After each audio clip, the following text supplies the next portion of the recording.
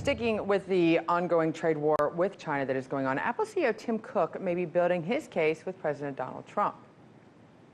I had a very good meeting with Tim Cook. I have a lot of respect for Tim Cook. And Tim was talking to me about tariffs. And, you know, one of the things, and he made a good case, is that Samsung is their #1 competitor, and Samsung is not paying tariffs because they're based in South Korea. And it's tough for Apple to pay tariffs if they're competing with a very good company that's not. I said, how good a competitor? He said they are a very good competitor. So to learn what this means for tariffs and one of the country's most valuable tech companies, we bring in Steve Gill, former official in the U.S. Trade Representative's office. Thank you for joining us, Steve. Hey, Scotty. Well, you know, once again, we're finding out that I guess someone we thought was an enemy is actually a friend, because in the past, Tim Cook and honestly most of Silicon Valley have been one of President Trump's strongest critics in regards to immigration, border security, probably every other issue. So why is President Trump listening to him now, and how closely?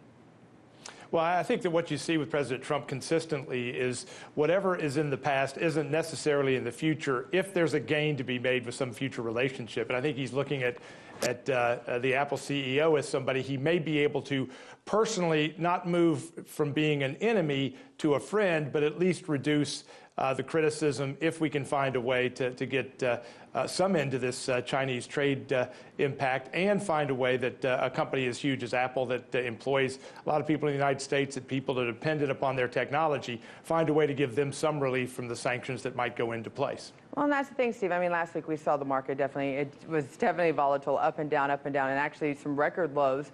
But today, the stock market seems to be reacting with hope that a China trade deal may be getting back on track. This is probably the 97th time I think I've had that part of that question.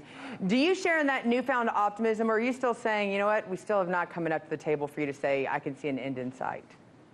You know, there's a little glimmer of sunshine between the clouds, but keep in mind, in a hurricane, there's the eye, and when it passes over, there's some sunshine. So we don't know if this is real sunshine and a real break in the clouds, or whether we're just in the eye in the middle of the hurricane.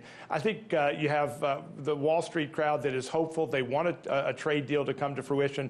President Trump is giving them some indication that there may be some new conversations, some new opportunity.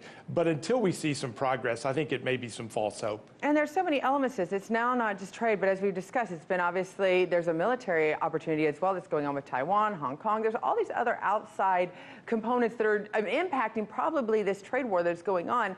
But let's get back to Apple. Is this trade war actually helping or hurting Apple, considering this could also be keeping out some of the major competitors like Huawei that was brought into this argument, while Apple tries to catch up with some of the technology that Huawei's already been pushing around the rest of the globe?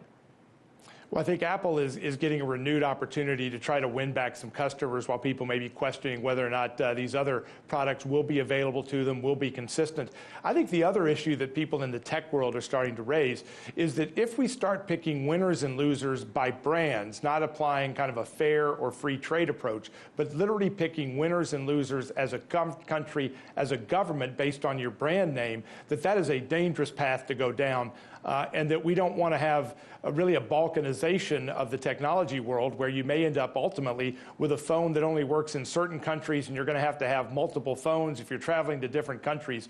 We want a clear standard that's across the board, and when you start restricting components in one country versus another, you really head down a path that could be dangerous to everybody in the tech world. You know, you bring up a great point, Steve, because when you look at it, yes, the President Trump, the White House had to approve tank sales and F-16 sales to different other countries. But when you get down to specific countries and actual companies being able to operate in there, you're opening up Pandora's box there. It almost becomes like you become a dictatorship for the world.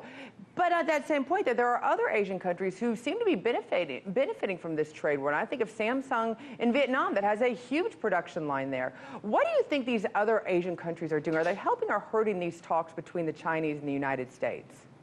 Well, these other countries are certainly benefiting from the outflow or movement of capital investment. You mentioned Vietnam, the Philippines, Malaysia, South Korea, Japan are all seeing the benefit of companies deciding not to put their manufacturing into China, or maybe even moving it out of China to Vietnam and some of these others.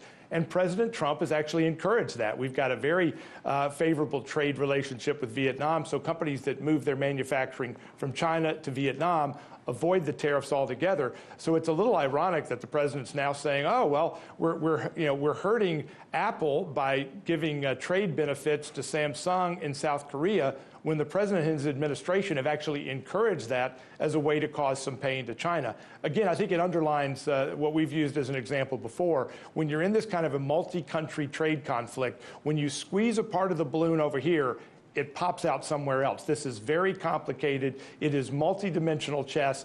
And I think the president thinks that his personal power of persuasion, whether it's with President Xi, whether it's with Kim Jong-un, whether it's President Putin or other leaders, he thinks his personal persuadability will matter more than the economics and reality. And I think we're getting a dose that reality matters more than personality. Well, at least reality matters here at home. As we obviously know, the fear of recession keeps being thrown around. And so the timing of this is obviously very questionable when we actually come to a deal. Thank you so much, Steve, for joining us. Thanks, Scotty.